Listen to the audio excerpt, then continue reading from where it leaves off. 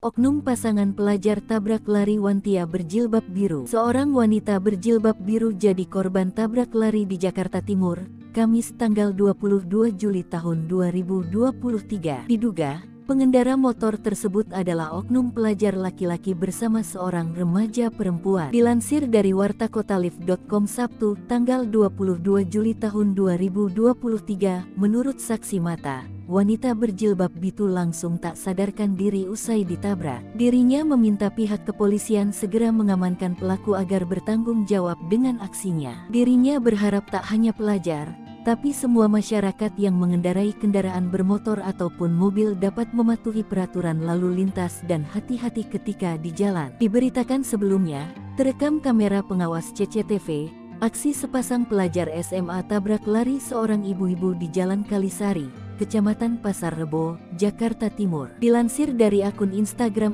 @infocibubur, terlihat pelajar yang mengenakan seragam putih abu-abu berboncengan dengan wanita yang juga mengenakan seragam sekolah. Sedangkan, korbannya seorang emak-emak yang mengenakan kerudung biru dan baju putih yang sedang berjalan kaki di tepi Jalan Kalisari. Saat kejadian, tiba-tiba dari arah berlawanan datang sepeda motor dengan kecepatan tinggi yang dikendarai sejoli pelajar SMA tersebut, tampak oleng seperti kehilangan kendali. Alhasil, motor PCX yang dikendarai bocah SMA tersebut menabrak emak-emak di pinggir jalan hingga jatuh tersungkur. Namun bukannya menolong, sejoli pelajar SMA tersebut malah kabur meninggalkan korban yang tak berdaya. Adapun korban bernama Yunita, 57. Ia mengalami luka serius sehingga harus menjalani operasi di Rumah Sakit Adiaksa, Jakarta Timur.